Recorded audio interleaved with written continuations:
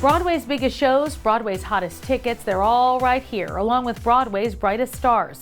I'm Tamsin Fidel. This is The Broadway Show, so let's get going. I love this city! They're cheering for me now. It's time to be a part of it. New York, New York, now open on Broadway. We hit the red carpet opening night. That's right, Tamsin. New York, New York is a big, splashy Broadway musical celebrating the greatest city in the world. I'm here on opening night to talk to all the stars. It's opening night of a Candor and Ebb musical, and you're a part of it. You wanted to be a part of it. I wanted to be a part of it, New York, New York. I write love letters to New York in everything I do. I famously love my neighborhood. I famously love this city, and it was not another opportunity to do that in a different time period with one of the greatest composers in our art form. So it was a joy. You guys are playing Francine and Jimmy. This is a big deal. This is an entire musical, not just based on a song, but based on this beautiful love story. It says, leave your New York cynicism outside and come in and enjoy this with us. Well, I think it's lovely because actually it invites both dreamers and cynics in because it shows all four seasons of life, not just in this city, but in romance, in love and heartbreak and all that. And I don't know, I'm really proud of it because it is, like you're saying, so unapologetically a capital R romance. It's also lovely that I think both of us get to play it in metaphor with the city itself.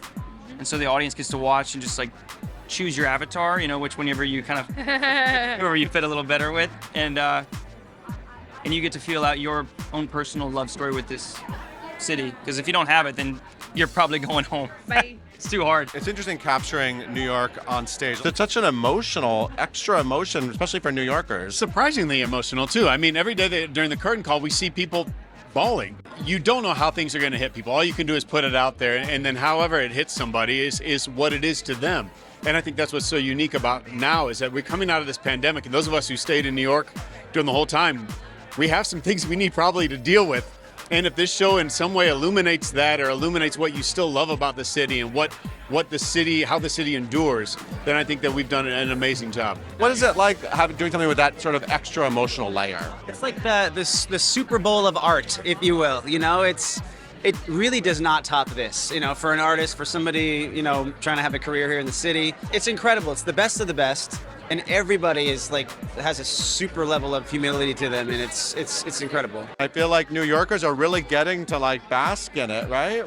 What's it been like? It is so thrilling. I mean, I feel like a fangirl. I just love that people are coming to see this, and it's the perfect show for someone who's all right, we're going to New York. We've never been here before. We want to see a Broadway show, but we don't know what we want to see.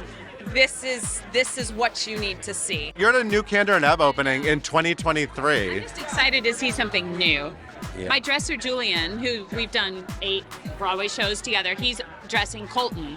And so I haven't seen him this is his 28th Broadway show. Oh my God. And I haven't seen him so excited about a show in forever. And he's like, I mean, your shows are fine, but this one's really great. I was like, okay, great. I think to be living in a time where we're getting to see a new Candor and Ebb is just pinch me all the stuff of my childhood musical theater dreams. That New York emotion that we all sort of felt at one time, sometimes we still feel it, we can still feel it. Moving to New York, that energy that we all have when we come here, and knowing it that never you really goes be away. Part of it always. Yes, exactly. Yeah. Yeah, it's still in us all. New York, New York. The city's so nice they had to name it twice.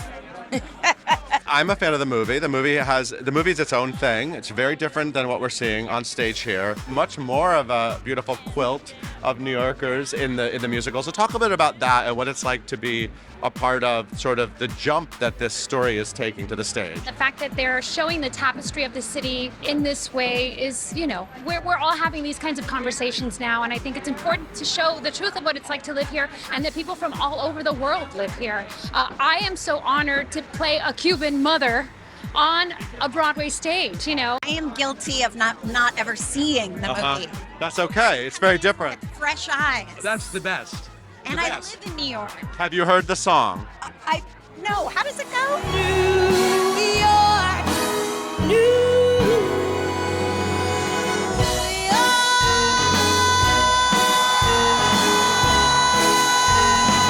What is it like to be up there, to see those faces in the beautiful St. James Theater, to get to sing those lyrics and that music? I mean, what is it like to experience a moment like that on Broadway?